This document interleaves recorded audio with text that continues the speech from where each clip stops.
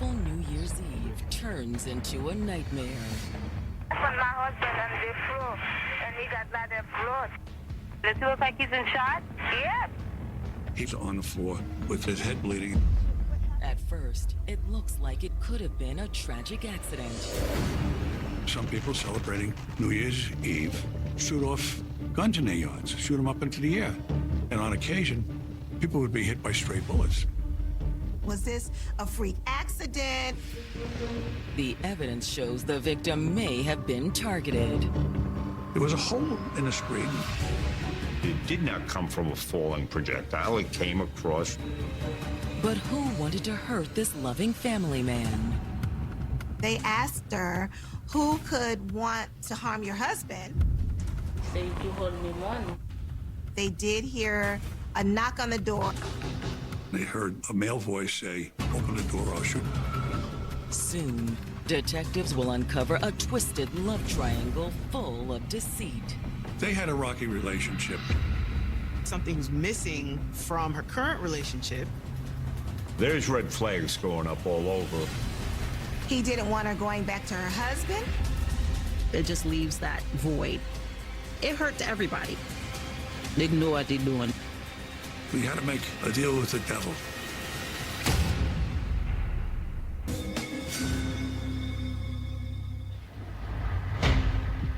December 31st, 1996.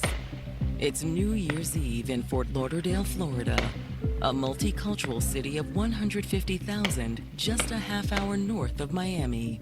Back then, Broward County was much more suburban than it is now. People from all walks of life, all backgrounds, all races, colors, creeds, nationalities, ethnicities. And tonight, people all across the city are coming together to celebrate the new year. There were big fireworks celebrations, but also it would not be unusual for some people celebrating New Year's Eve to shoot off guns in their yards. Most cultures, Caribbean-wise, it's part of the culture to welcome the new year. Which makes for a busy night for police.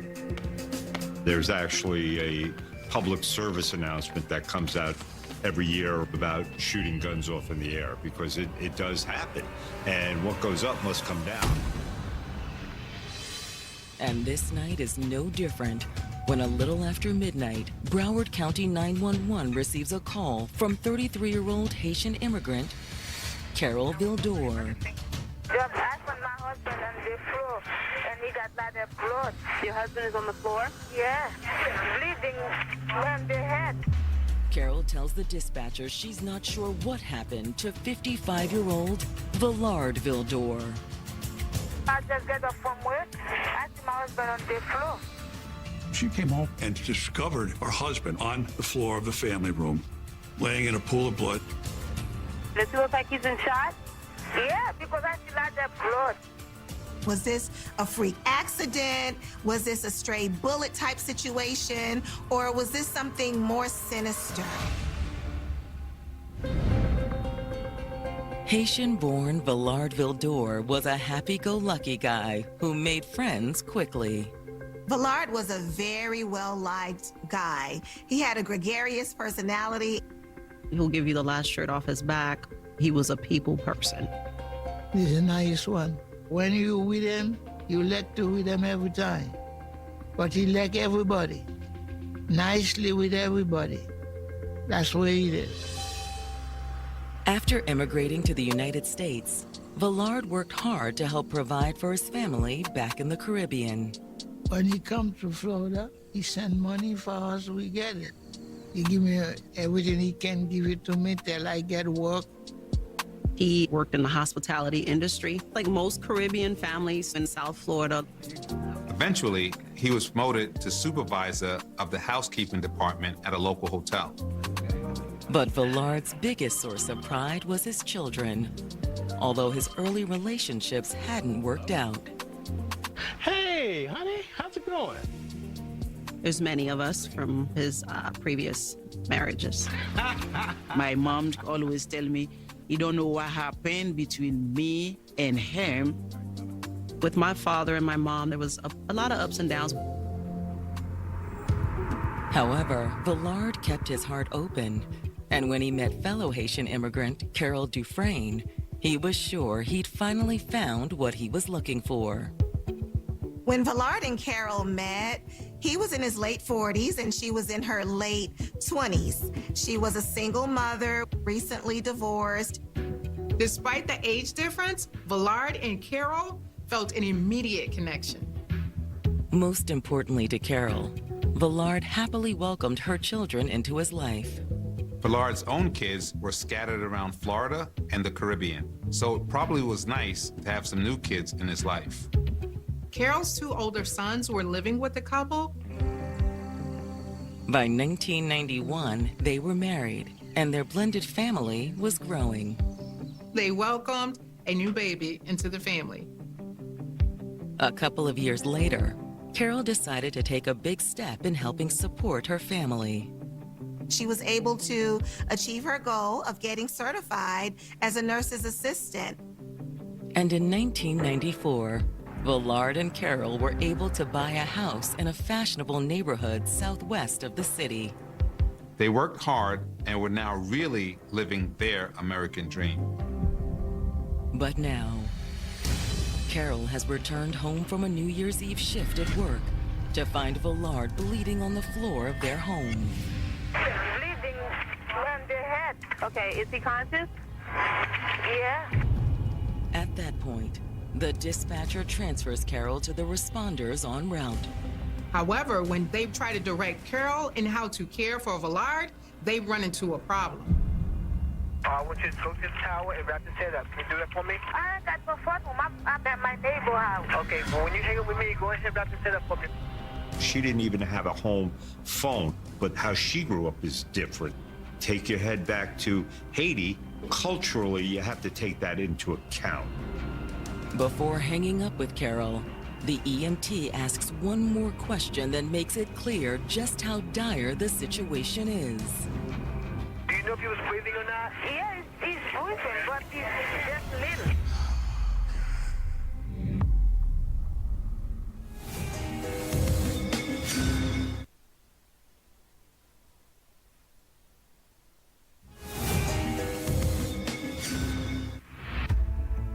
Hard-working Haitian immigrant Villard Vildor had built a beautiful life for himself in Fort Lauderdale, Florida.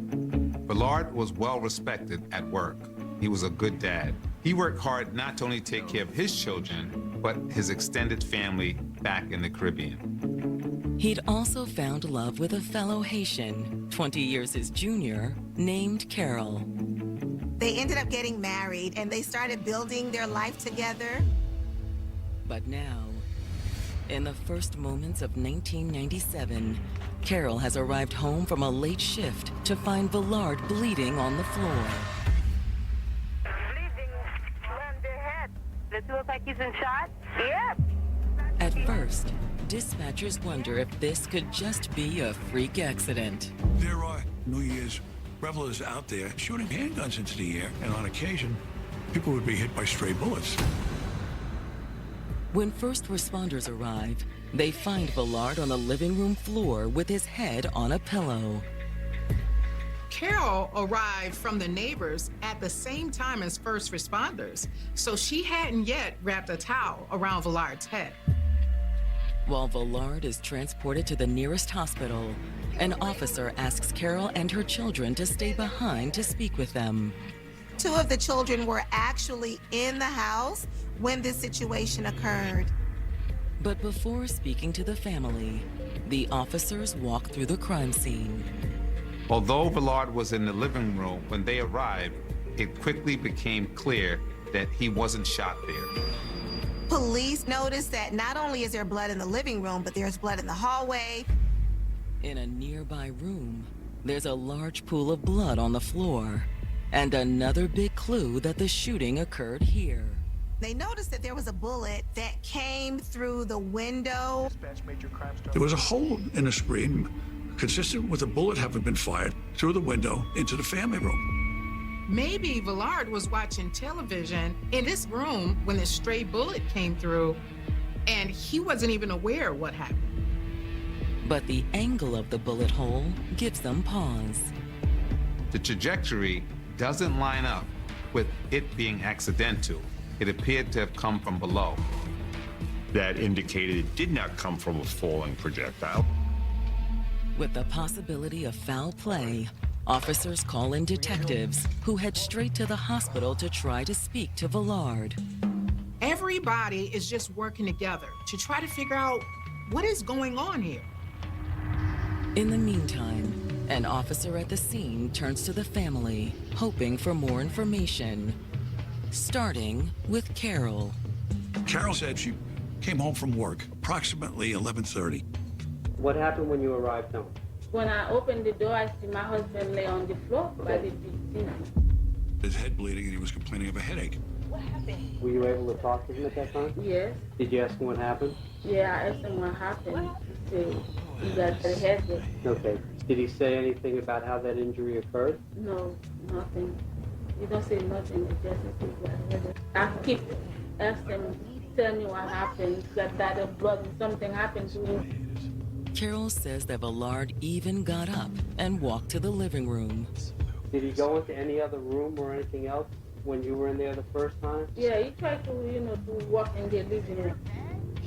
Carol explains that she eventually got so concerned about Villard's behavior that she decided to get help. I tell him I'm going to call the police. Okay, so where did you go? I go to the neighbor. Next, police want to know if Villard had any enemies. Has your husband been fighting with anybody, arguing with anybody lately? Did he ever mention that he might have had some problems with anybody at work or anything like that? You don't know with him. There's one recent incident, however, that Carol mentions. One day I see one person come to my house. He just stay in the parking lot, and Villa was outside, and he say, Villa, you hold me money. How long ago was it? That was a couple of months. Unfortunately, Carol wasn't able to get a description of the man or the vehicle. But police want to know if that incident could be indicative of a bigger problem. Do you have any kind of serious money problems, you or Villa? No, because we always pay the bill together. After wrapping up with Carol, the officer asks to speak with her two children, who were home at the time Villard was shot. The kids are just 8 and 5, so investigators have to be cautious in talking to them.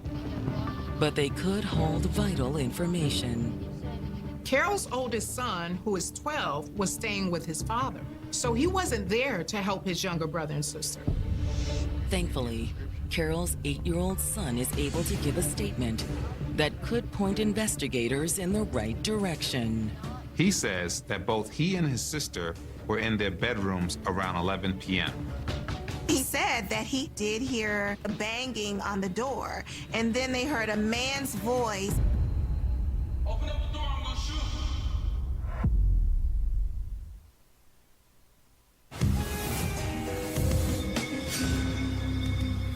Gunshot wounds to the head are one of the leading causes of traumatic brain injuries in the United States and are fatal about 90% of the time. More than a fifth of TBIs and 35% of TBI-related deaths are attributed to bullet wounds. There is a greater chance of survival if the gunshot was accidental rather than intentional.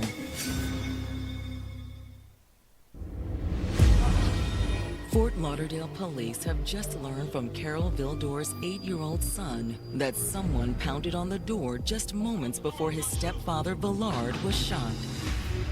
He heard a male voice say, "Open the door, I'll shoot." Now, police are trying to figure out who is this man that was banging on the door. Could this be the same man that Carol had spoken about, that had come to the house yelling that Villard had owed him money? All right, well, can you give me a description? However, neither of Carol's children knew what the man looked like. They heard the shot, but they stayed in their room. These poor children had to be so traumatized hearing this chaos that was happening. Meanwhile, detectives are at the hospital, hoping to interview the victim, Villard. When they arrived, Villard was still pretty incoherent, but doctors confirmed it was a gunshot wound. They asked him, "Who shot you?" And he says, "No one shot me." He didn't even know he was shot.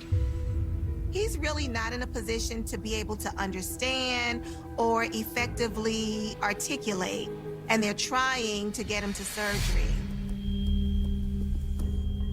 So detectives go to the hotel where Villard works to see if his co-workers can shed any light on the situation. Are you the manager? The manager, of course, was shocked to learn that Villard had been shot. What can you tell me about him? I mean, he's a great guy. He's a great worker. But then Villard's manager says something that surprises detectives. He explains that contrary to Carol's statement, the couple wasn't so happily married. He has some issues with his wife. What kind of issues? They had a rocky relationship, Carol and Villard. In fact, a month or so before the murder, she had filed papers for divorce. And apparently, Carol had found someone else. Back in the fall, Carol and Villard had rented out a room in their home to another Haitian man. The man's name is Elefon Doris. Carol saw an opportunity of maybe something she was missing from her current relationship. And Villard found out when one day he walked in on them together. Fellow countryman from Haiti invited him into his own home, and this guy repays his kindness by having sex with his wife. Villard apparently had kicked him out, but Carol decided to go too. The next day, she moved in with her lover. But soon she came crawling back to her husband. After Carol moved out with her lover, that didn't work out very well. So now she's moving her things back to her husband's place. There may have been kind of the grass is greener on the other side effect, but you may not like all the other things that come with what's on the other side. It sounds like Villard was in the middle of a tumultuous love triangle. But is that why he ended up shot? His supervisor said detectives should really talk to one of the other housekeepers, a friend Villard likely confided in. And her reaction is surprising. We're just here trying to find a little more information about Villard Vildor. What's going on? Did they hurt him? The housekeeper said that Villard had shared with her that Carol and her boyfriend were trying to kill him. She said that Villard felt that they were trying to put voodoo on him. Voodoo is very prominent in Haitian culture. It's real to them, just as real as any religion is to any believer. And he felt his life was in danger because of it. In the Caribbean, they do believe that you can harm somebody by just speaking evil things upon them. But is it possible that when the hex failed, Carol and her boyfriend had taken matters into their own hands? When they realized that the hex didn't work, maybe they resorted to Plan B. Detectives decide to obtain confirmation of Carol's divorce filing. Carol filed for divorce on November 8, 1996, right around the time that Villard would have kicked her lover out of the house.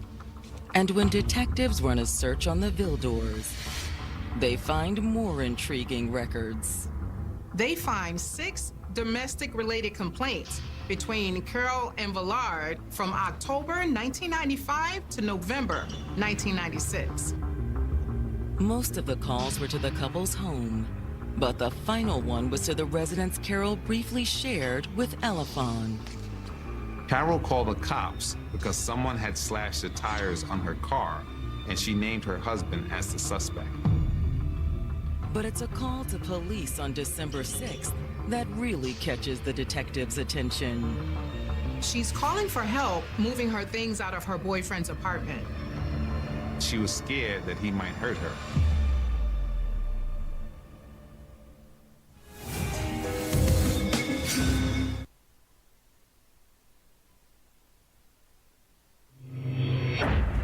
Detectives in Fort Lauderdale have just learned that when Carol Vildor left her boyfriend to move back in with her husband Villard, she had requested police protection.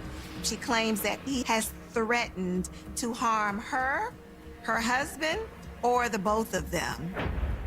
But did Carol's apparent fear lead her estranged lover to go after her husband? It makes sense that if Carol returned to Villard, that Elefon may have been angry and went out for revenge. Sadly, Villard will never get the opportunity to identify the person who shot him. Villard passed away on January 3rd. Now it becomes a homicide investigation. When I hear he's dead, I get shocked about it. I get shocked. It just leaves that void.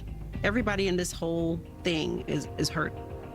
Wanting to learn exactly why Carol feared her boyfriend, detectives ask her to come into the station. When police were first questioning Carol, she portrayed this beautiful marriage between her and Villard. But as they dug deeper, they discovered that she had filed for a divorce and she had a boyfriend. So now they're wondering, why is it that she did not disclose this information in the very beginning? For her not to tell us that and for us to have to find it out is pretty telling. But Carol readily admits that Elefon Doris had lived with the couple briefly. So Doris moved into your house and paid rent? Was he like a tenant there, a boarder? Carol also admits that she had started an intimate relationship with the man. During that time where this individual lived there, did you start a relationship with him? Intimate? An affair? She was saying that at the time she started the affair, things were not great with Villard. Carol also confirms to detectives that after Villard found out about the affair, she and Elefon moved out of the house. During that time, did someone damage your car? All the time. And on the police report, the person who did it is your husband. According to Carol, the incident set Elefon off. She said Elefon was mad at Villard because he had slashed her tires. When Doris found out what happened, what did he tell you? He told me if he come that I will kill him. But I didn't think it was. She claimed that he told her that he was going to kill Villard. He get mad for everything. You have a very short temper? Yeah. Detectives also asked Carol about the day she moved back in with Villard and requested police protection. What made you move out? Because I'm scared of him. That's why. Why are you scared of him for? Because he always try to hurt me.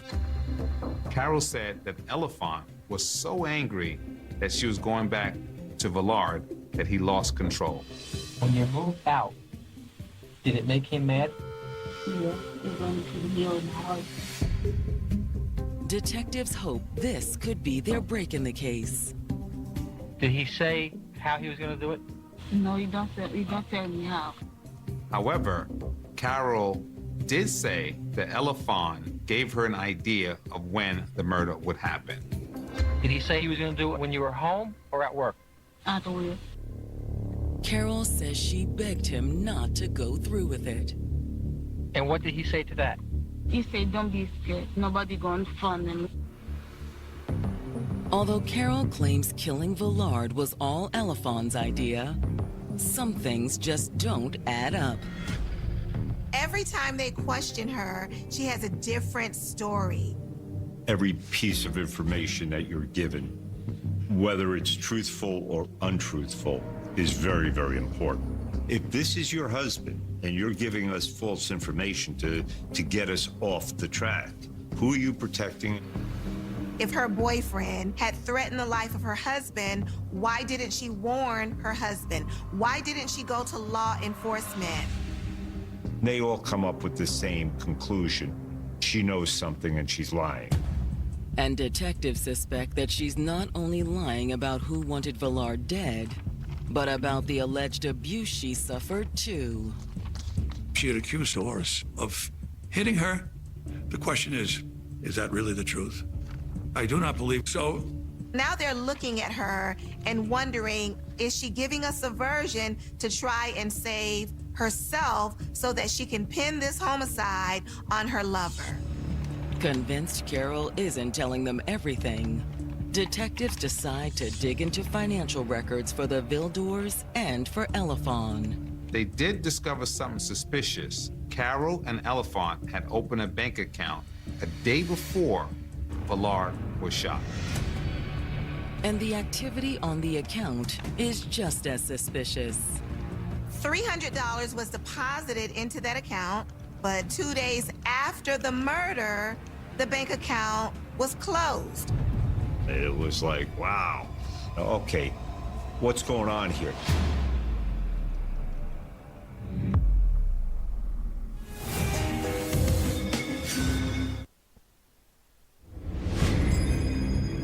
Detectives have just uncovered evidence that Carol Vildor and her lover, Elefon Doris, opened and closed a joint bank account in the days surrounding the shooting that killed her husband, Villard.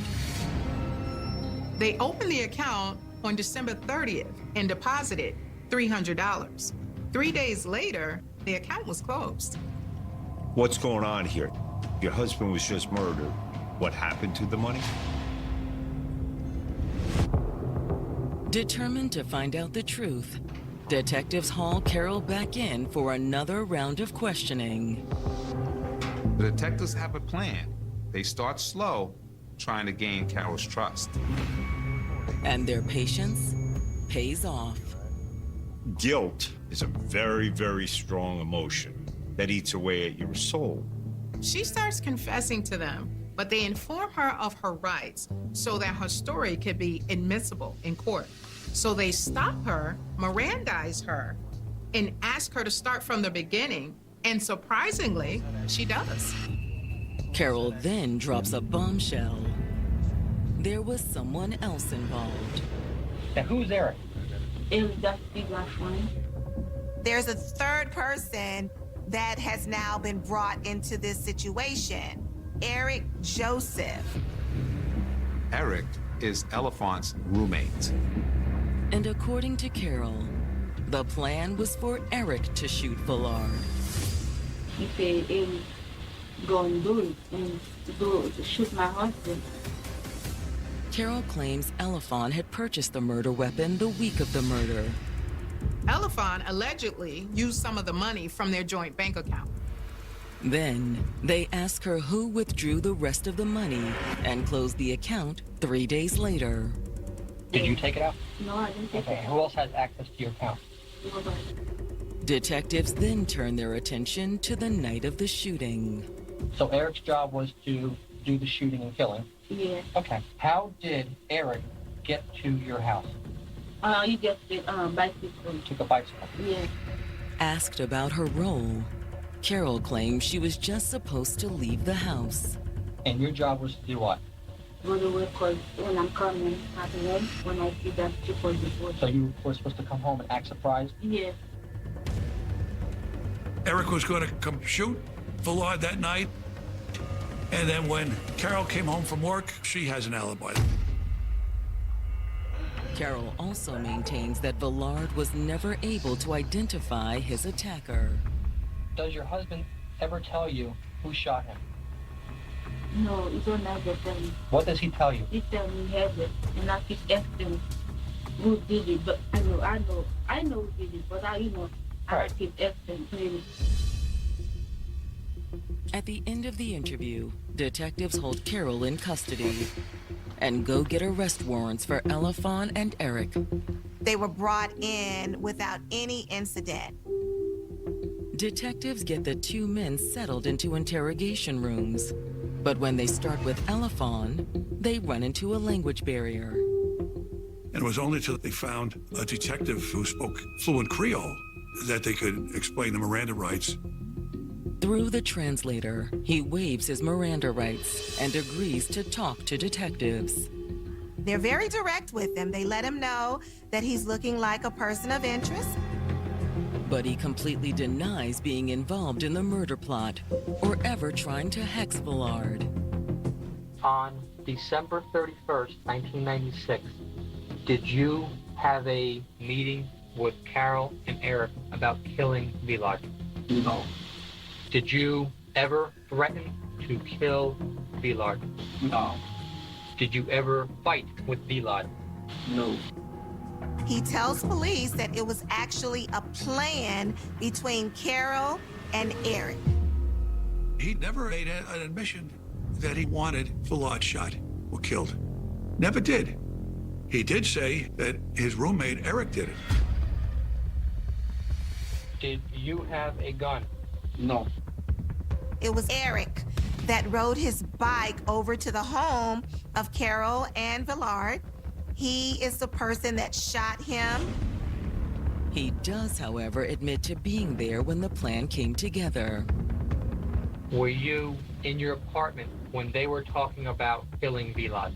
Yes, he was at the apartment. And yes, Eric and Carol were in his apartment. He also tells detectives he saw Eric with a gun. Eric had a gun. Describe the gun. He said it looked like a small revolver. He says that Eric shot him and then afterwards went to his girlfriend's house. Okay. After the murder, where did Eric go to and sleep? He said he told him he wanted to go sleep at his girlfriend's house. Elefon also acknowledges opening the bank account with Carol, but says she was just helping him out and that it had nothing to do with the plot to kill Villard. Whose account was that? For me. He also denies wanting Villard out of the way in order to be with Carol. Did you plan to marry Carol? No. He had a fleeting affair with Carol and didn't want any more of it because he had a girlfriend in Haiti. When detectives sit down with Eric, he also denies having anything to do with the murder and points the finger back at Elefon. Why did you kill Villard, Eric? I didn't. It was Elefane. He claims that this whole plot was between him and Carol, and he was just a bystander that overheard the conversation. They even talked about how they tried to do voodoo first, and it didn't work. Eric also denies going over to Carol and Villard's house or going to his girlfriend's after the murder. Unsure what to believe at this point, detectives decide to follow up with Eric's girlfriend. Upon speaking with her, they find out some shocking news. Yeah, Eric came over that night. He showed up a little before midnight, but he was acting kind of weird. She says that he had a small revolver with him, which he shows her. She couldn't shake the feeling that something was wrong, so the next morning, she asked him about it. Hey, so why do you even have that gun? Because I shot a guy last night.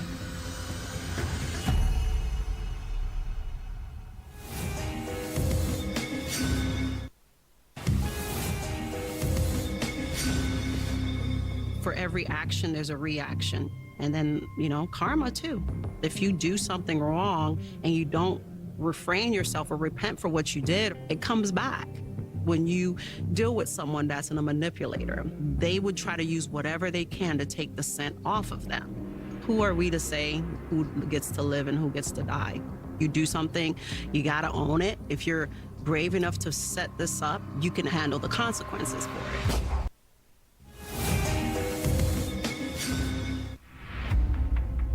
Murder suspect Eric Joseph's girlfriend has just told detectives that he showed up at her house with a gun the night Villard Vildor was murdered in his home. I shot a guy last night. Eric had come home, and he eventually told her that he had killed somebody. So we had corroboration. Do you know what happened to the gun after that? He told me he buried it behind his cousin's house. The girlfriend's statement confirms what Carol Vildor and her lover, Elefon Doris, told investigators, that Eric was the triggerman in the plot to kill Villard. Hoping for the last bit of evidence they need, detectives arrange a search of the area where Eric's girlfriend said he'd buried the gun. They never found it. So where he eventually removed it, we'll never know. Still, detectives feel they have enough to charge all three with first-degree murder and conspiracy to commit murder. Although Elefon continues to maintain his innocence. The allegations originally that there were three conspirators, with Carol being the ringleader of it all. Carol then tried to put it off on a boyfriend. But according to him, Eric told him he was going to do it for no other reason than money. I do not believe Elefane was the one who wanted Villard dead. And I think Carol vindictively, after the fact, put it off on him. Maybe because she was a lover scorned. She knew what to do, and she do it in purpose. To untangle the web of allegations, prosecutors rely on the statement from Eric's girlfriend alongside some additional witnesses. We corroborated other witnesses to whom Eric made admissions that he shot Villard. We had another witness who saw Eric on a bike that night with a gun. So we could put a gun in his hand. As for Elefon's alleged involvement, prosecutors turned to Carol herself. We had to make a deal with her, a deal with the devil, because we needed her testimony to prove that there was a conspiracy between she, Elefane, and Eric. As part of the deal, prosecutors dropped the first-degree murder charge against Carol, and she pleads guilty to the conspiracy charge. She ended up getting 30 years in prison as opposed to life in prison.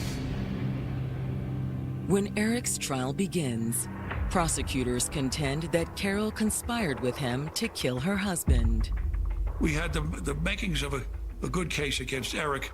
It's very interesting what prompted Eric to get involved. It was for cold hard cash. Eric himself admitted to a witness that he was being paid $1,000 to kill a man. He did it for money. Prosecutors argue that while Carol was at work on New Year's Eve, Eric rode a bicycle over to the home that Carol and Villard shared and went up to the side door. Coming! Open up the door! And as Villard looked to see who was at the door, he was shot. What are you doing? Open up now before I shoot. Thinking that Villard had died, Eric rode the bike over to his girlfriend's house. Meanwhile, Carol came home from work, found Villard, and called the police, all while pretending to be a loving, grieving wife. The state actually did not call Carol to the stand to testify in Eric's trial, but they had several other solid witnesses, including his girlfriend, the person who saw him on the bike, and his former roommate. We called Elefane as a witness against Eric Joseph. You can never have enough corroboration in a case like this. The testimonies are enough to convince the jury. Eric was found guilty and sentenced to life in prison. He also got an additional 30-year sentence on the conspiracy charge. And when the alleged middleman, Elefon Doris, goes to trial, as a condition of her plea deal, Carol takes the stand. When she does, her testimony falls apart. We only made that deal because we needed her testimony against the other. But the cross-examination was so sharp, so cagey, so wily, so brilliant. His characterization of Carol Vidor was eminently accurate. Prosecutors also don't have the benefit of additional witnesses who could testify to Elefon's guilt. And when Elefon's defense argues that Carol reached out to Eric herself and then tried to frame the lover that rejected her, the jury believes it. The jury found a reasonable doubt that he did not provide the gun to Eric to have Villard killed. So because of that reasonable doubt, the jury found him not guilty. Even though Carol and Eric are behind bars, it's difficult for Villard's family to feel satisfied with the outcome. I don't feel justice was served. I do wish that all that was involved. Just own it because you knew the consequences going in. Still, the family can have some comfort knowing that the person who pulled the trigger will never see the outside world again. Carol, however, doesn't share that same fate. She actually ended up not serving the full 30 years. She was released from prison in July of 2022. She took him life for good, and now she's enjoyed the life. She should to be in the jail for never get out on, because somebody do everything for you and you send someone to kill him like that. Most of all, Villard's family misses the man that was taken from them. That will impact everybody and their family, especially for me. I just remember my brother. It's my brother.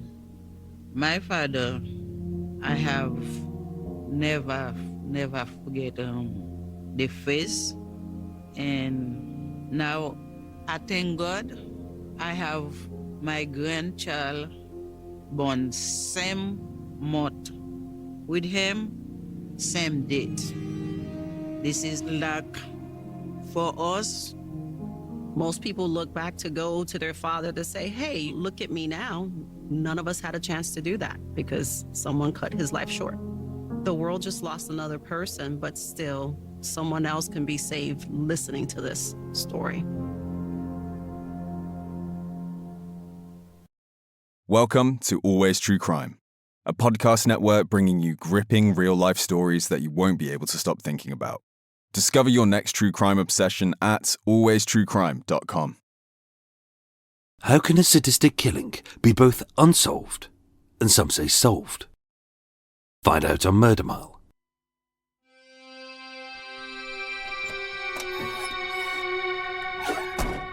Today, I'm standing on Woodfield Road in Ealing, W5. 4 streets north of the home of Alice Cross's killer. 5 streets west of the brutal murder of Penny Bell. 4 streets northwest of the penultimate attack by the Beast. And 3 streets south of the custard-eating nonce. Coming soon to Murder Mile. In a leafy enclave of Ealing near Montpellier Park sits Stanley Court. A block of 32 brown-bricked self-contained flats built in the 1930s to cater for the West London bachelors. Back then, being fitted with a double bed, a modest kitchenette, and a soft sofa for savouring one's leisure time. The ambience wasn't sullied by the ear-shattering wail of ungrateful brats in need of a good slap, the fetid stench of soiled nappies, and every surface being spattered with all manner of body fluids and jam, as their sexless, broken, and eternally knackered parents count the years until they can finally get out, flee, or just get divorced. Oh yes, tell me how having a child is a magical experience, and when you've finished, tell your face. In 1988, with greater and necessary changes in equality laws, several professionals who lived at Stanley Court were women. Career girls who eschewed marriage and babies for the independence to plough a furrow as a high-flying executive with their own flat, car and future. One woman was 36-year-old Diana Moore, a recruitment consultant who'd done everything right in her life. She was well-liked, kind, popular, and she never made a single enemy. So why would someone want her dead? My name is Michael. I'm your tour guide. This is Murder Mile. Episode 332, The Ealing Crossbow Killer.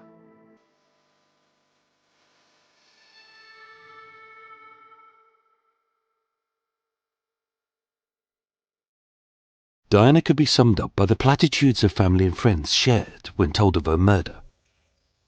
It made no sense. She was liked by everyone. She was a lovely woman. Absolutely delightful. No one had a bad word to say about her. And this wasn't a facade, as it was exactly who she was. Diana Stafford Moore was born on the 2nd of August 1951 in Newcastle upon Tyne in the northeast of England. Said to be a well-rounded girl who skillfully balanced every facet of her life. She was popular, sporty, caring and academic. She had no rough edges or abrasive tone. As for her, life was about living.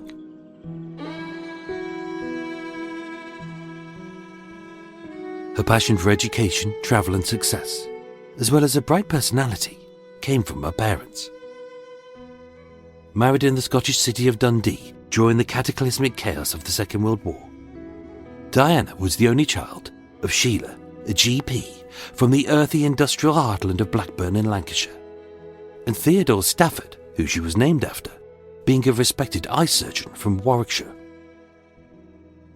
She was given a great start in life, but unlike many who felt that being pampered or privileged was their birthright, she never became self-centered or squandered it.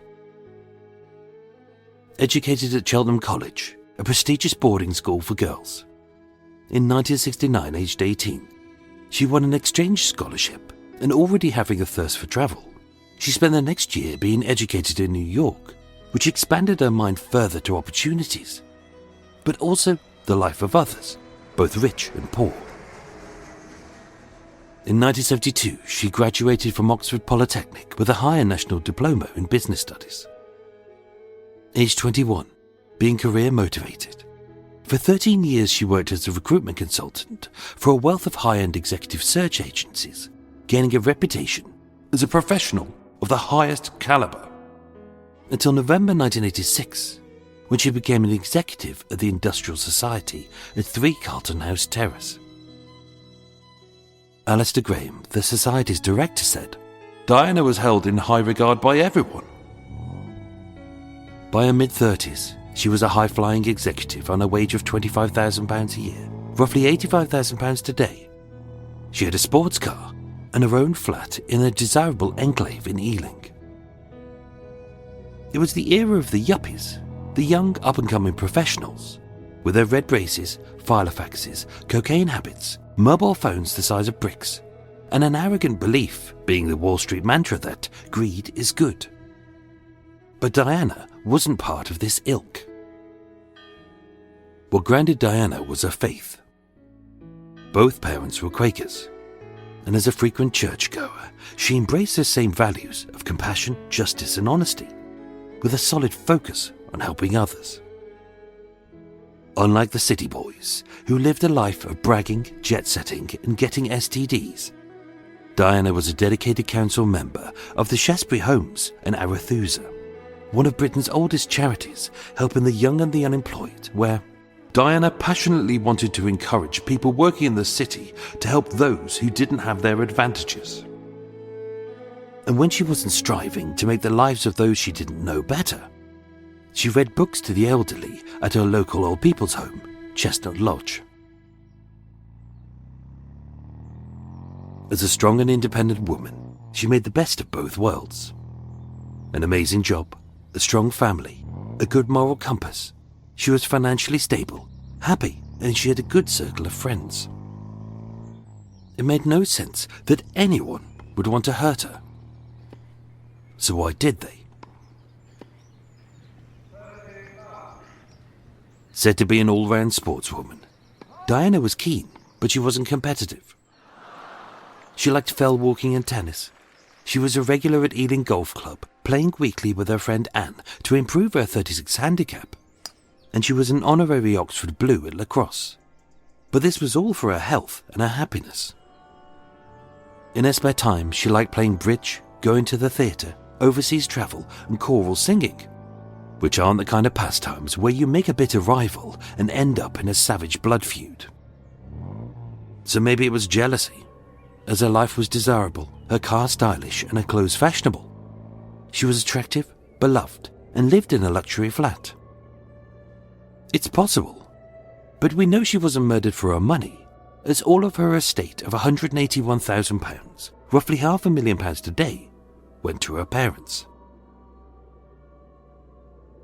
In February 1988, 5 months before her death, she met Michael Stephens, a 37-year-old executive at a premium electronics company.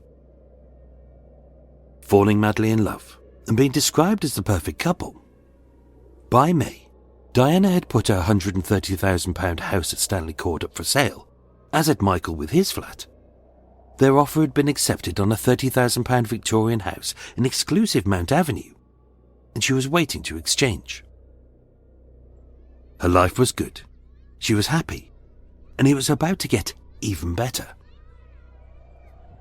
Only someone was watching her.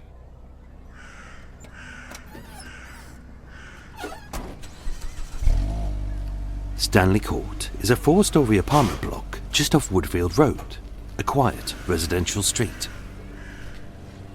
Encircled by a U-shaped drive where parking is for residents only, it stands isolated, set away from the other buildings, and the only way to access the flats is via a communal door.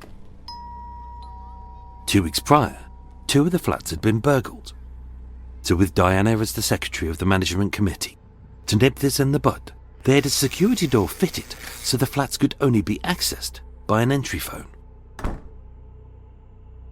Obviously, that didn't stop all of the crime. On Sunday the 12th of June 1988, just 5 weeks before our murder, the window of Diana's car was smashed and her briefcase stolen. Nothing of value was inside except for a Filofax, so with it being more of an annoyance but easily replaceable, she thought nothing more of it. One evening, her phone rang, but the caller hung up before she answered it. It was probably just kids messing about, she thought.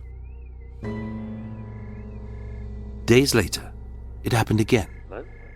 But this time, the caller remained silent, listening to her voice become ever more panicked as she asked who it was and what they wanted, but heard nothing. Again, days later, the calls came through at odd hours of the night, waking her with a start, disturbing her with heavy breathing, and making her life a misery. As how could she sleep knowing that someone was out there trying to unsettle her? And then, when they did speak, twice they would threaten her, using her name.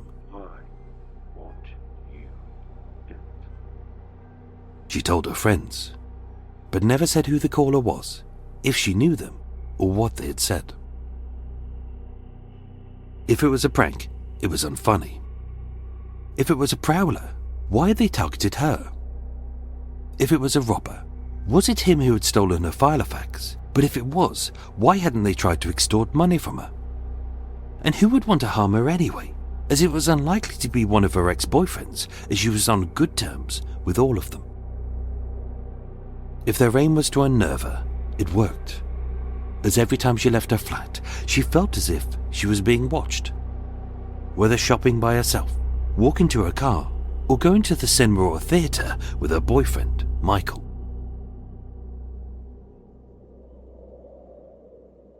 On Sunday the 10th of July, just 10 days before our murder, she tried not to let it upset her as her parents were down from Sheffield. Unaware of her fear as she didn't want to worry them, they had a wonderful day out at the Royal Horticultural Gardens in Wisley in Surrey. They watched a performance of Aida, the tragic opera by Verdi at Earl's Court.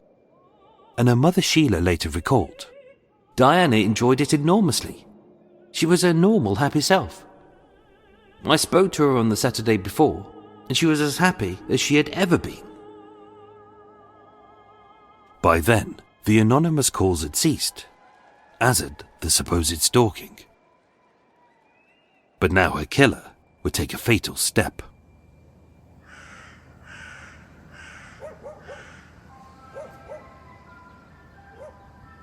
Wednesday the 20th of July 1988 was a typical British summer's day, being cool and drizzly.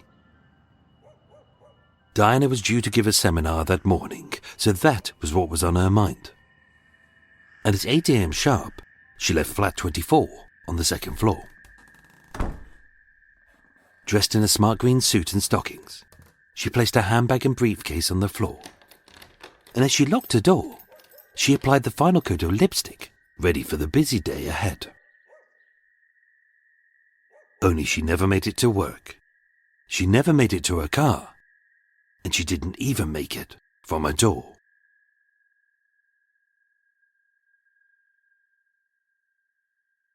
At 11:30 a.m., 3.5 hours later, 15-year-old Ali Farnan exited the neighbor's flat. And as anyone else would do, he didn't expect the worst, but something innocent. Ali stated, I saw her lying on her side at the end of the corridor near the exit. I thought she had fainted. I could see that her face had gone a horrible grey colour. I was really scared, so I went to get my friend. As he thought she had fallen.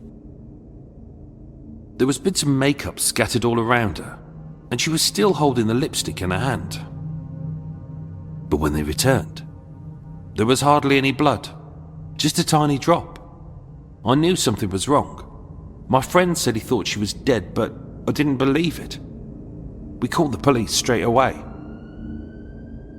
I'll always be haunted by what I saw. Her lying there, with an arrow sticking out the side of her head.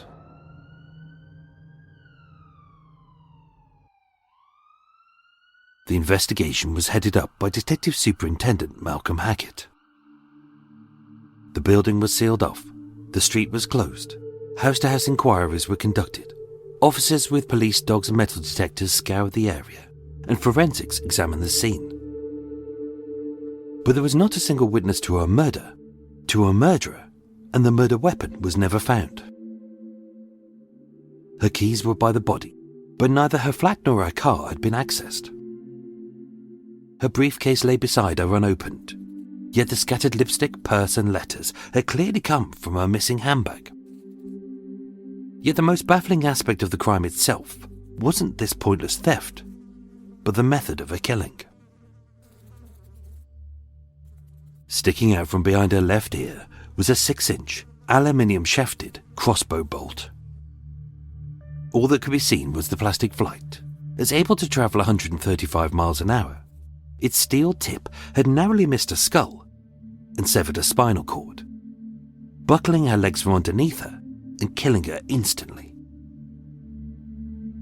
With no bruising, no scrapes, and no signs of any struggle, she'd been shot, robbed of an almost empty bag, and her killer fled. With the hallway window shut and no broken glass, the autopsy determined that Diana had been shot at close range, which made no sense, as a crossbow is used for shooting from a distance, not inches away.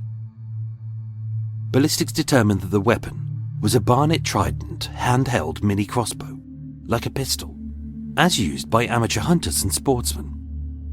It was small enough to hide in a bag or a jacket, and although its 75-pound draw-weight prod made it one of the most powerful handheld crossbows available, when used, it's almost silent.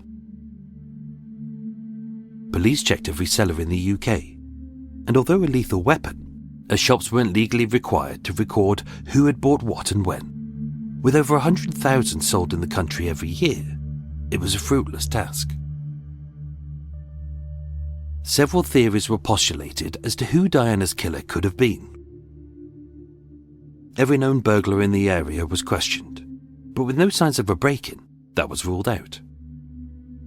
With a new security door fitted just weeks before, this could have limited the number of people who had access to Stanley Court, but it was deliberately left open from 7 a.m. to 9 a.m. daily for the postmen, milkmen and builders. And with no doormen, witnesses, and being before CCTV was standard, anyone could have entered.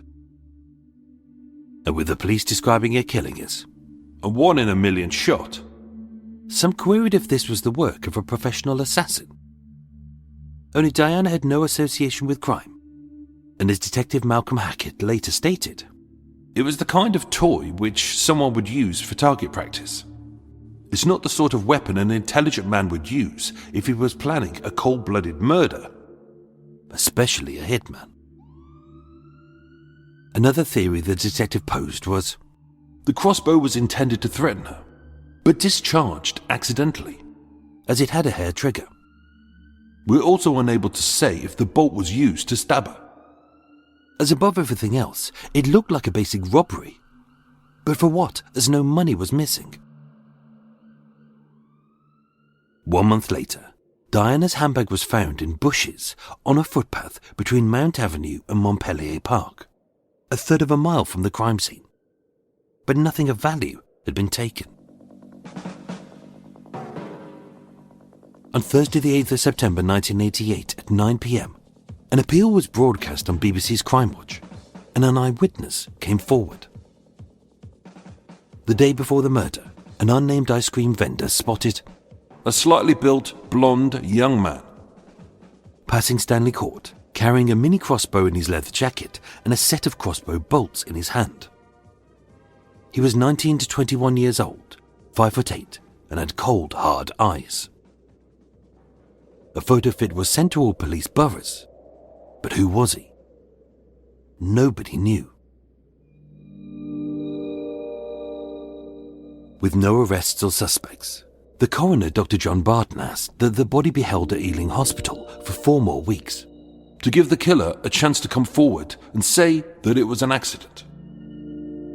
But as nobody did, Diana was buried in her family hometown of Auden, and with that, the case stalled. A memorial service was held on the 21st of June at St. Peter's Church in Ealing. The Diana Moore Commemoration Fund was established to provide unemployed young people with training, as was the most fitting way to remember. But her boyfriend Michael Stevens struggled to come to terms with her murder, recalling, "I've almost given up hope that the killer will ever be brought to justice. If someone knew something, they would have come forward. More appeals just aren't going to help." It was a motiveless crime on an unlikely victim by a sadistic culprit who remained anonymous. Likely, they were the same person who'd broken into her car, stolen a briefcase, stalked her, and terrorized her by phone. But none of that could ever be proven. Yet what baffled everyone the most was the reason. Diana Moore was lovely, kind, and caring. A woman madly in love who had no enemies or rivals. At least that's what it seemed, as someone had been watching her.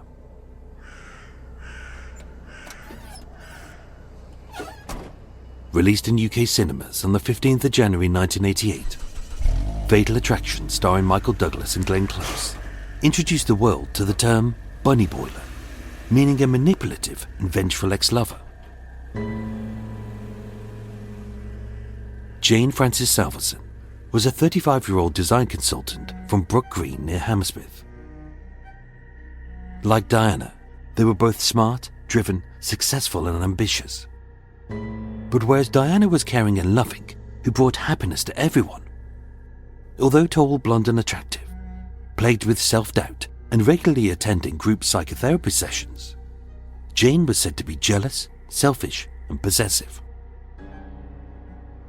In 1982, 6 years earlier, while on a sailing holiday in the Isle of Wight, she was introduced by a friend to a handsome business executive who had a £17,000 racing yacht called Sodium on Hayling Island. They fell in love, they became a couple, and they planned to marry and move in together. His name was Michael Stevens. In May 1988, Michael broke up with Jane and planned to move in with his new lover, Diana. Said to be depressive and grief-stricken after the breakup, anyone else would have let this go, but Jane couldn't.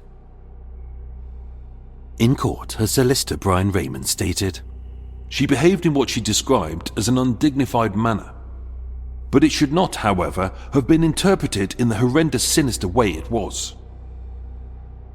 When questioned by police, having voluntarily submitted herself to be interviewed 4 times, giving up her fingerprints and allowing the search of her flat twice, admittedly months after the murder, she confessed to following the couple on dates to the cinema, but said she made no direct approaches. She also denied making the phone calls and breaking into Diana's car to steal a briefcase and Filofax. Investigating her further, detectives found out that she'd posed as a buyer on several occasions to get into Diana's flat at Stanley Court weeks before the killing. as well as the house that Diana was buying with Michael. On Monday the 18th of July, just 2 days before the murder, Jane withdrew money from 2 cash machines, one of them being on Haymarket in Piccadilly. Perhaps for entirely innocent reasons, or as the detectives suspected, to conceal her purchase. That same day, a woman, described as blonde, slim and attractive, entered the London Trading Post sports shop at 52 Haymarket and brought a Barnett Trident mini crossbow with a 75-pound draw weight prod, identical to the murder weapon, and a set of 6-inch crossbow bolts.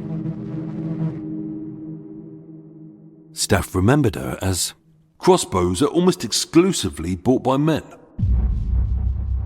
The problem was, the suspect seen near Diana's flat with the crossbow was a man.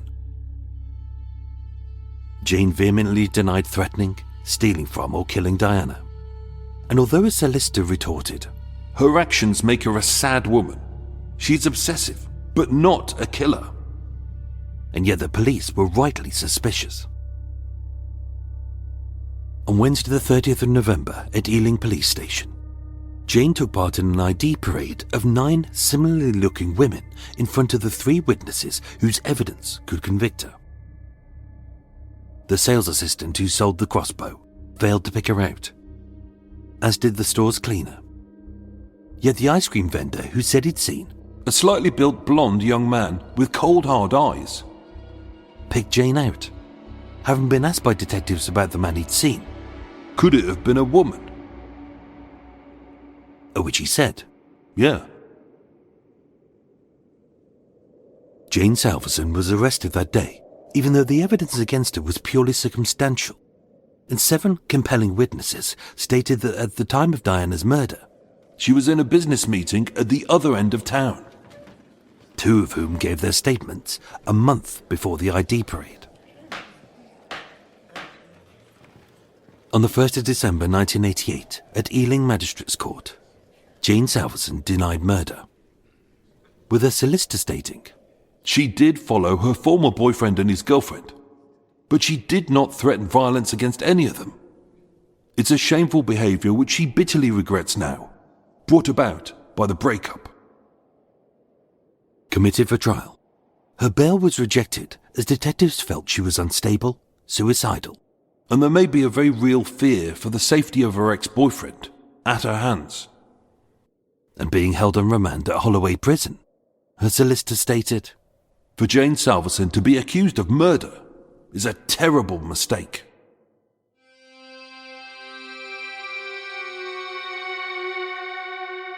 Yet on Thursday the 21st of April 1989, all of that changed during a routine remand hearing.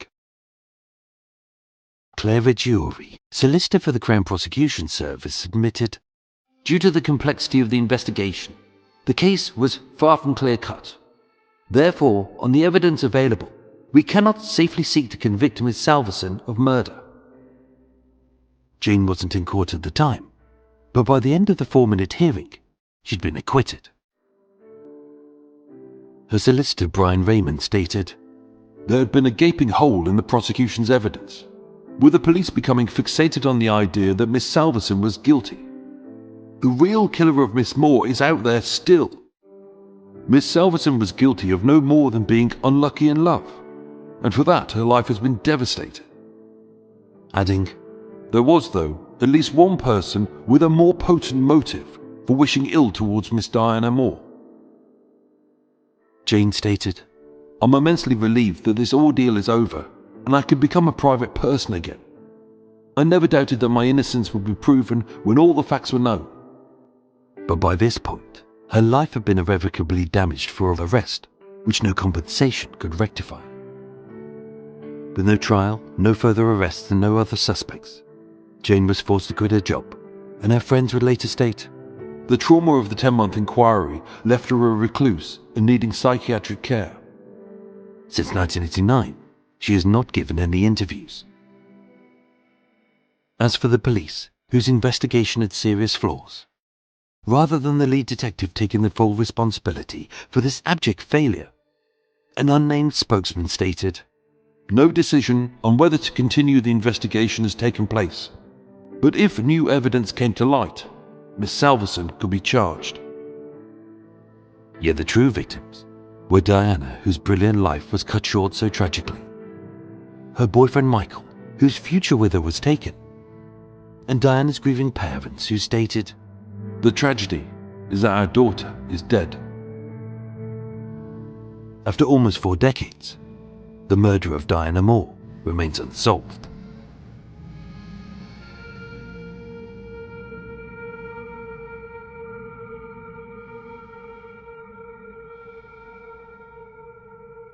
Only that isn't where the story ends. Having been branded a bunny boiler by the press, the Daily Mirror wrote, Jilted lover Jane Salverson denied being the prowler who has been haunting her ex-boyfriend and his new girlfriend, Joanna. On the 20th of July 1989, 3 months after the acquittal, and on the 1-year anniversary of Diana's murder, an anonymous letter was sent to the press, giving them sordid details about Michael's life. 2 weeks later, his home in Battersea was burgled. A window was smashed, but nothing was stolen. 2 weeks after that, damage occurred to his new girlfriend's garden, and fearing that someone was out to do them harm, as they'd begun receiving threatening phone calls at night, they moved out. In the first week of August 1989, with that being Cowes Week, Michael's yacht called Sodium was burgled, and several personal items of his were stolen, including his camera, his keys, his checkbook, his sunglasses, and his diary. And then, in June 1990, when Michael and Joanna were on their honeymoon, a suspected arson attack badly damaged their new 3-story house in Fulham. A fire which, if they'd been in there, could have killed its occupants. Someone hated Michael, his new wife, his happy life, and they wanted them to be truly terrified. Jane Salverson was the primary suspect, with all 3 cases brought to trial. But again, on the charge of arson and burglary of his home, the CPS dropped the case owing to a lack of evidence. As for the burglary of the yacht, although his personal possessions were found in Jane's flat, she said that the diary, the keys, the sunglasses and the checkbook all came into her possession when we exchanged property after our relationship ended, and that a mystery man had tried to frame her by selling her his stolen camera. And yet again, she said that she couldn't have committed the yacht's burglary, as several friends confirmed she was with them at the time. Acquitted of all charges, Jane Salverson was released and hasn't been publicly heard of since. In court, her lawyer claimed, "She's felt victimized by the police and their incessant involvement in every aspect of her life.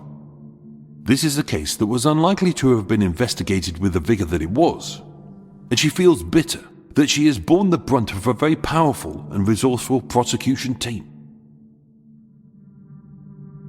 And that is where the story truly ends. A sadistic killing, which some say is unsolved, and yet solved. So who murdered Diana Moore? Was it the jealous and possessive ex-girlfriend of her husband-to-be? Or a mysterious, unnamed stranger?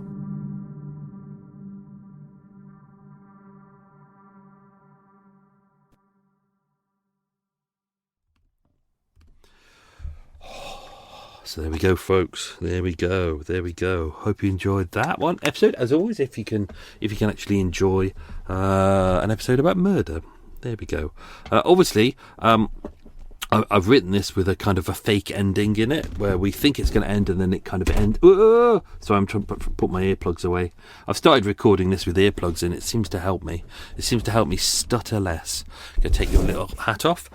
I don't think I said it. Welcome to Extra Mile, the unscripted, unedited bit. I hope you're all good and well. Obviously, I've put in the fake ending there where we think it's going to end, and then you've got the kind of the aftermath that happens to Michael Stevens, Diana's boyfriend at the time. So I put that there. So obviously, if there's people who don't listen to Extra Mile, they would have missed it. So oh well. Oh well, oh well, oh well, oh well, oh well. Anyway, I hope you're all well. Outside, it was -5 last night. So I woke up this morning. You could tell it had ice because when you move slightly in the bed, the boat rocks a bit, and you can hear a horrible creaking sound, and really creaking back and forth. Anyway, I went out this morning and I knocked on the ice as hard as I could, and it is rock solid. And I thought, great, I've got a day when no one's going to be on the canal today. It's going to be nice and quiet.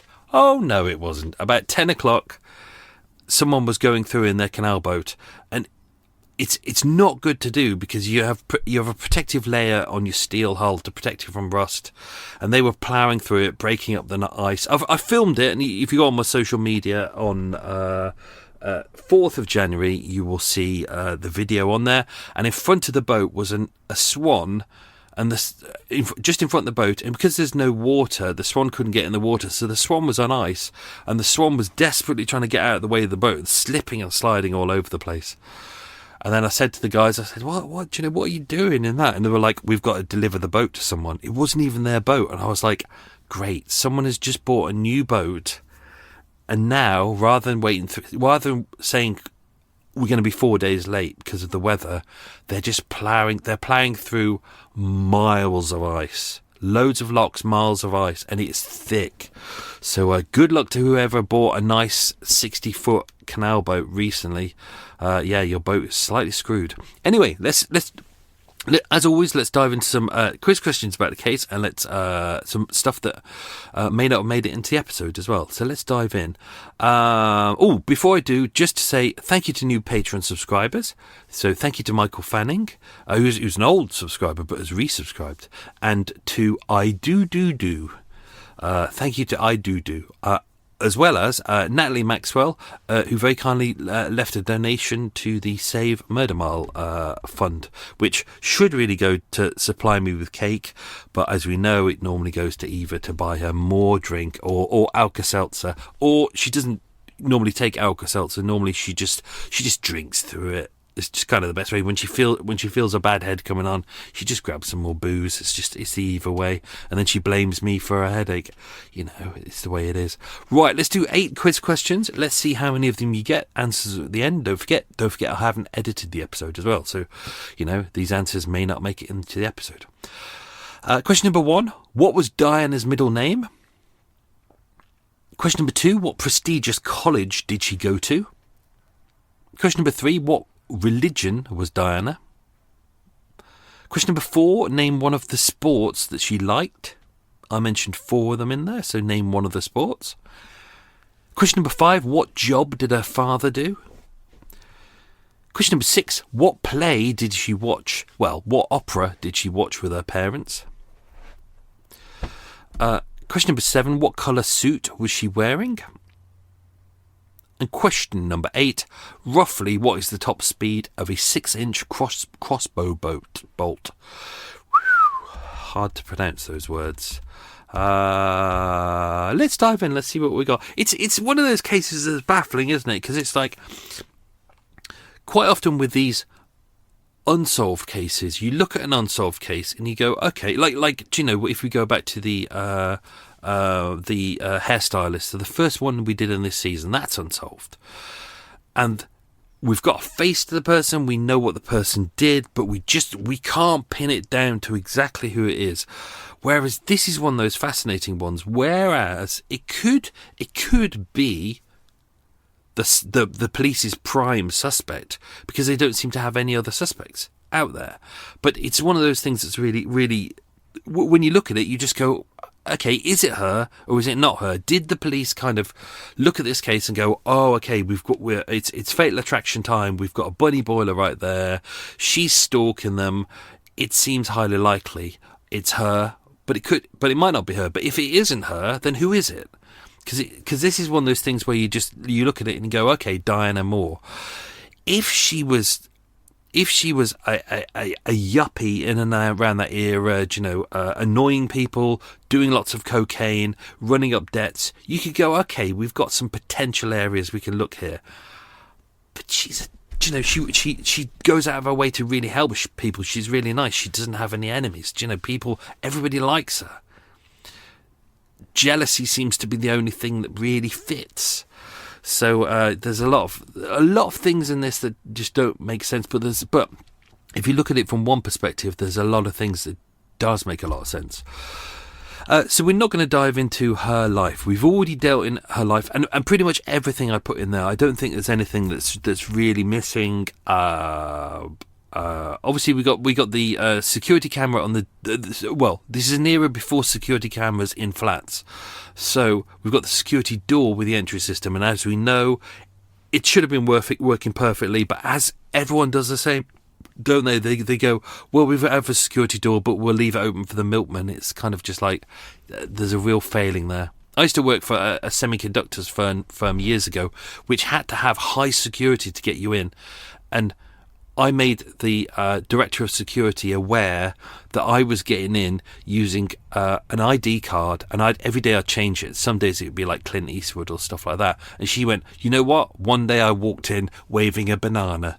So, security is only as good as you make it. You can buy things, you can put it in place, but if you're not using it properly, it has failings. And therefore, because the door was left open between 7 a.m. and 9 a.m. and she was murdered around 8 a.m., people were coming and going. The door was wide open. It was a summer's day as well. So, it could be anyone. And no one really saw that person coming in and out. So, I'm just scrolling through my stuff. So, police originally they thought, because the crossbow is kind of a distance weapon, that she was probably shot from outside, but no windows were open and there was no damage to the windows on the corridor, which would be the only way in. And this is kind of one of those corridors where you come through the front door, there's a series of steps, and off those corridors is a flat on either side. So it's small, there's not a lot of access. It was highly unlikely that she was shot from a distance outside, but when they kind of dived into it, they worked out that it was most likely that she was shot from a close distance. So this was, as mentioned, a Barnett Trident pistol crossbow, handheld, small enough to conceal inside a bag or a jacket. When it's fired, it doesn't make an obvious sound. It's not like a gun where it goes bang. This has one of those little sounds, and was said to be one of the most powerful handheld crossbows available at that point. But it's not the kind that's used for shooting.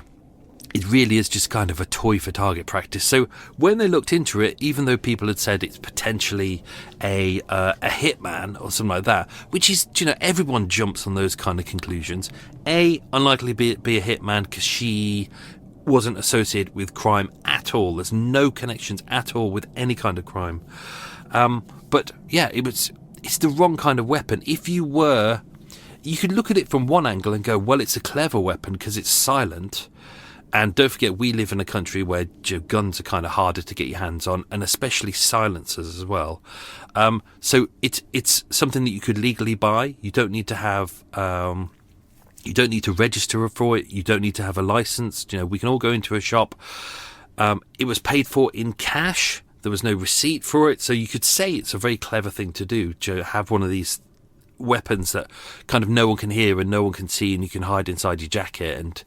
But at the same time, it doesn't really make sense. Like, even the detectives said when they tested out the similar kind of weapon, they said it's not very accurate. It's if you have a crossbow that's long, like a longbow, or when you fire it, there's accuracy there, relative accuracy. But one of these small ones, handheld, because it's so small, if you deviate your hand by a millimeter left or right, if you're firing it from like 10 meters away, that's like a foot difference. So they knew that, also because of the autopsy as well, they knew that it had to have been fired from a close distance. But again, the motive was what baffled them, because if you were going to attack her and take her keys, you'd get access to her flat. I mean, why would you attack a person right outside the front door to their flat and not gain access to the flat? It would be like attacking her in a car or before she gets to the car and not stealing the car. It doesn't make any sense. So even for the police at this point, there was the motive was baffling. Obviously, they could see detritus on the ground. Her briefcase was there, and the briefcase hadn't been opened, and she'd put both of them down on the floor as she was doing her lipstick just after she closed the door. briefcase hadn't been opened. It was locked, but hadn't been opened. The handbag had been opened, and someone had quickly scattered something. Now, the scatter all of lipstick and her letters around, so they're clearly trying to find something, but we don't know what it is they were trying to find. I would suspect that it's probably a threatening letter, maybe a blackmail note. Whatever it is, it would be proof of who her killer or stalker was, and they were trying to get it back from her. I think that's the only thing why I can kind of assume that would be in place. What have we got? Let's get through all this. We've done the theories, so that's good. Let's just scroll it down. So obviously the witness, I think this is fascinating. So we have the ice cream seller. His name was never mentioned. I did search. He was parked on Woodfield Road, which is the road just outside Stanley Court, the day before the murder, and he said he saw a young, slim, young man, blonde hair, carrying a small crossbow concealed inside his leather jacket and with a small set of crossbow bolts in his hand. He was 19 to 21 years old, 5 foot 8 inches tall, and had cold, hard eyes. Possibly blue, said the hair was bluey brown, parted to the right, with a kind of a reddish tint. But this person was never identified. Now, it's interesting in a way, because Jane Salverson, when you look at her, she's blondie, brownie, slim looking, youthful, svelte, and so you could understand why it could be seen that she looks a bit boyish. So that kind of makes sense there. Maybe he was confused, but also there's kind of a query in there about. It took about a month for this witness to come forward, and it makes sense because it's not like he saw a murder. He just saw a boy, inverted commas, walking in an area he was parked up with a crossbow and some bolts. He could have been, he's near a park, he could have been going to do target practice. Let's not forget that this is a weapon. It's not really a weapon. It's a toy, as the police say, used for target practice. So not really anything suspicious. Some people did suggest that maybe this was a hitman who was hired, as mentioned before. I think that's more unlikely. The police's theory was they believed that this was Jane outside the flat with the weapon, scoping out a time. That would have been the Tuesday before. So, it would be another work day for Diana. So it makes perfect sense. Let's go through this. Sorry, I'm just going through all the details. So I pretty much put most of the details about Jane in there. She lived not too far away. She lived on 39 Avanhoe Road in Brook Green, so not too far away. Kind of grew up 1953 in Hampstead. What else we got? Same as with Jane. Same as with Diana. Driven, ambitious, smart. She got a first-class honours degree in interior design from Leicester Polytechnic and an MA in art and design. She worked for Fitch & Co., an interior design company, and travelled the world as a consultant for major firms. So, as you can see, both very successful women. She had met Michael in 1982, as mentioned. A mutual friend had introduced them on the Isle of Wight during the Cowes Festival, the Cowes Week. She'd always been interested in sailing. She met him. They had holidays on his boat, which was called Sodium, and that was moored up on Hayling Island. Got the dates here. So Michael met Diana in February 1988, and then he broke up with Jane in May 1988, so 3 months later. So it was said that the relationship had started to deteriorate a long time before that. He hadn't broke up with her. He'd met Diana, and therefore 3 months later, around the time that he was planning to move in with Diana, that's when the relationship broke up. Although, you have to take this people's kind of word on this, really. She admitted, Jane admitted that she had been following the couple around when they went on dates to the cinema and the theatre. It was said that she was fairly open about the fact that she'd been stalking Diana, but she said that she made no direct approaches. She denied that she made any of the phone calls which harassed her. Obviously, that couldn't be proven either. We don't know why. If it was her, it was unlikely she would have used a home phone. Don't forget, this is an era before yuppies would have had mobile phones, but not the hoi polloi like us. And the stolen briefcase, it was undetermined who had stolen her briefcase and broken into the car. Police said that she posed as a buyer on several occasions to get into Diana's flat before the killing. This was a couple of weeks before the killing, and she did the same for the house that Diana and Michael were going to move into. Now, I was unable to pin down exactly where the cash machine was on Haymarket, but I was able to pin down where the shop was. The London Trading Post sports shop at 52 Haymarket, so it would have been immediately opposite. That's just south of Piccadilly Circus, and that it's actually off St James's Market, which is a little alley, and that is the exact area where Greta Hayward was attacked by the Blackout Ripper. So if you go back to that episode, it's hidden. It's really is hidden out the way. But it wasn't an illegal place. It was one of those sports places where they sell barber jackets and flat caps and horse riding crops and wellies and all that kind of crap. But sports equipment. So it would have sold knives. It would have sold crossbows. It probably would have sold air pistols and air rifles as well. Her lawyer at the time said her actions were rather pathetic, but it should not be interpreted so horrendously. This does not make her a murderer, it just makes her a sad woman. She was obsessive, but not a killer. I think that's the interesting part about the ice cream vendor. Obviously, they've got the ID parade coming up, and obviously the police turn around and says, he said, I saw a slightly built, blonde young man. Let's not forget that this would have been during the day, and it's summer. Also, he says, I saw a young, slim, blonde young man, blondie browny hair with a red tint, and he said, and blue eyes. He also said hard eyes, but you'd have to be near enough to see that a person has blue eyes, unless he was speculating and just thought to himself, well, it's a blonde person, so they've probably got blue eyes. Some people do that and they make assumptions. If he could see their eyes, he would be near enough, and therefore he would be able to see that this was a woman and not a man.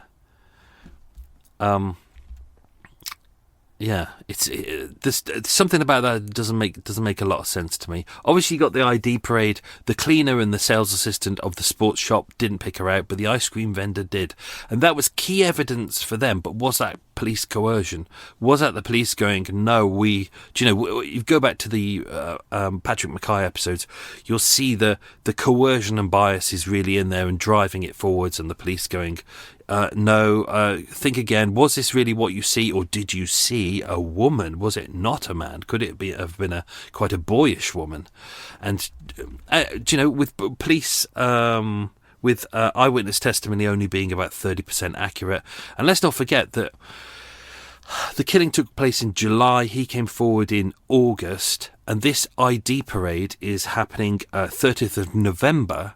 So that's even more months later. So could you really remember seeing someone who at the point, you're just doing your job, you're an ice cream man, you're making Mr. Whippies, all lovely, you're pulling out strawberry mivies and the ones with the little ball at the bottom, and someone walks past not really doing anything, like not drawing attention to themselves, they're just holding a crossbow, which is a toy, heading towards a park, and you see it, but you don't think anything more of it.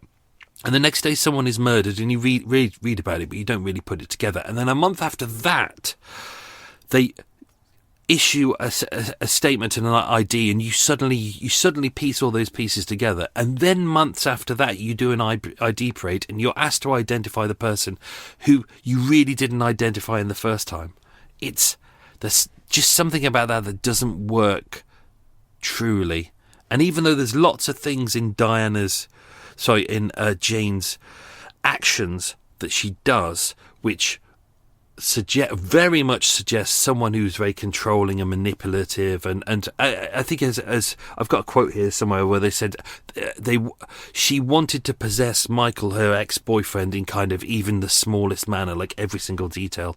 It doesn't necessarily mean that she's a murderer, but there are really no other suspects, is there? And it looks unlikely that there would be a suspect. Obviously, Inspector, I think his name was Stuart Bolger, he said there may be a very real reason for the safety of her ex-boyfriend at her hands. Therefore, it was they deliberately kept her under observation in and around the times, but obviously they couldn't keep an eye on her all the time. The trial, well, there wasn't really a trial, was there? Ealing Magistrates Court, Thursday the 21st of April. Obviously, she'd been sent to prison. I think she was in there for 10 or 11 weeks. Then she was released. She went out to stay with her friend. I think her friend was Claire, over in Shakespeare Road, over in Acton. In and around this point, obviously this was just a 4-minute hearing. It was literally just a routine remand hearing about whether she was going to have to go back to prison awaiting trial or just things like that. And that was when the Crown Prosecution Service turned round and they went, you know what? We don't have enough evidence for this. It's baffling that it even made it that far into court, because there's a lot in here where you would just go, a lot of this is circumstantial, but it ended up being the CPS who were the ones who said, no, this just isn't it. Oddly, her lawyer had said at the original committal hearing, he said this is a miscarriage of justice, and like she should never have been. I can't remember the exact quote. I've got it here somewhere. She should never be charged for this. You know, she is not guilty of murder at all. And then when she was acquitted, he went on a nice little tirade in front of the press, basically saying, "I told you so," and he did. So let's just dive into some of the return of the stalker. So I think this is kind of interesting that she did admit to stalking Diana and her ex-boyfriend, Diana's boyfriend, but Jane's ex-boyfriend. And then she admits so the anonymous letter, we don't know who that came from. So that was the 1 year anniversary of Diana's murder. It was sent to a tabloid newspaper. Unfortunately, we don't know which one, but I suspect it was the Daily Mirror, because they were the ones who were writing about this at around this time. They didn't seem to have used it, as the person suggested, to kind of pour scorn on Michael Stevens and his new girlfriend, because obviously he's grieving and they're being taunted or terrorised by some unknown persons. Quite rightly, the tabloid newspapers didn't fall for that trick, but they did get the letter and they did send it to the police. We don't know who sent that letter. We don't know the contents of the letter either. Obviously, Michael was being threatened. He had to move from his home in Battersea following police fears that potentially a copycat killer may be on the loose. So that's what they worried about by that point, because Diana had been stalked, things were being stolen. Obviously, his house was burgled just prior to that. So they were worried that so it was 2 weeks before. So police were worried that the same person was doing the same thing again, or it was a copycat person, but nothing was stolen. Obviously, his girlfriend's back garden was said to have been disturbed, so they moved from his house, and she moved from her house. So they moved in together to Fulham. August, so that's the first week of August. We don't have an exact day for this. 1989, his racing yacht Sodium was burgled during Cows Week, and obviously his camera, his keys, his checkbook, sunglasses, and diary were stolen. And then their Fulham house was set on fire sometime in June. We don't have an exact date for that either. And although police said it was suspicious, the house was badly damaged. If anyone was in there, they would have been badly hurt or killed. And it was said to be an arson attack. June 1990, Jane was arrested and charged with arson, but the CPS had to drop the case again owing to a lack of evidence. And as for the burglary as well of the yacht, again, she was dropped for that, even though there was evidence that she got the keys, the checkbook, the sunglasses and the diary in her home. But she did say, where's this line? Salverson told the court that she was framed by a mysterious man who sold the camera equipment stolen from Mr. Stevens' yacht at the end of Cows Week in August 1989. She said she met the man, only knew him as Mark, the day after the break-in, and as she was leaving the Isle of Wight. After paying him £300 for the camera equipment, she did not realise anything was wrong until much later. She said she'd been watching a fireworks display at the time and drinking with friends when the boat was burgled. Obviously, her friends gave her an alibi for that. The same as before, when it was said that during the time of Diana Moore's murder that she was across town in a business meeting. So this is kind of where that is left. It's that's kind of everything I can tell you about that, but it does leave a bit of a gap, doesn't it? So the rest is up to you. Obviously, this remains unsolved. Obviously, there is the police have one witness, police have one suspect. The Jane has said that she's vehemently had nothing to do with it, that she was responsible for some of the stalking, and she was responsible for stalking her boyfriend after the fact and his new girlfriend/wife after the fact, but that she was not responsible for the burglaries, the arson, the breaking in of Diana Moore's car, the harassing calls to both of them on separate occasions, or the murder of Diana Moore, or that she was the blonde person seen day before, who could be a man or a woman, who was carrying the crossbow and the crossbow bolts.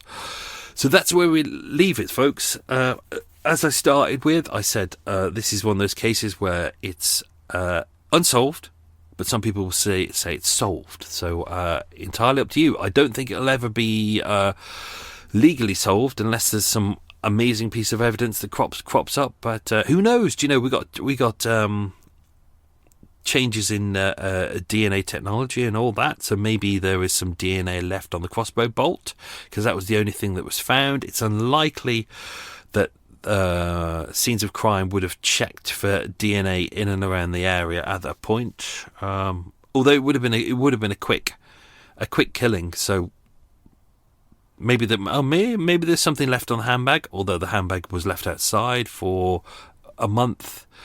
Maybe it wasn't stored properly afterwards. We just don't know. Anyway, let's do the quiz questions, folks. Question number 1. What was Diana's middle name? It was Stafford. She was named after her father. Yeah, that was his middle name as well. Question number 2. What prestigious college did she go to? It was Cheltenham. Question number 3. What religion was Diana? She was a Quaker. Question number 4. Name one of the sports that she liked. Fell walking, tennis, golf or lacrosse.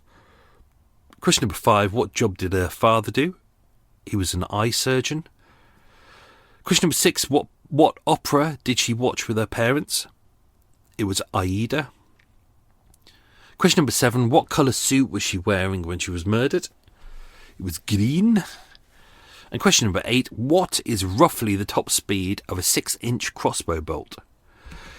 135 miles an hour.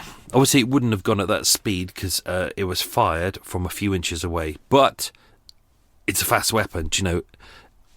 Even 50 miles an hour going in at that point, as the autopsy said, it missed the bone at the back of the skull, and the bone at the back of your ear, if you tap it there, that kind of bony bit that sticks out, that is the hardest bone in your whole body. That really is the toughest part of your body.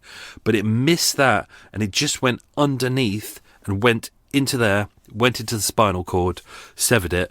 Her legs buckled, and it was said that she died almost instantly. So a horrific way to die. But that's it, folks. Hope you enjoyed that episode. Next week, we have a double-parter, a two-parter. Very interesting.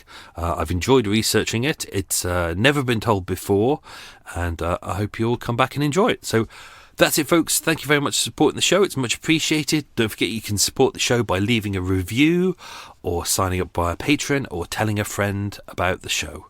Thanks for your help. Hope you're having a good week. Stay safe. Be good. Lots of love. Bye.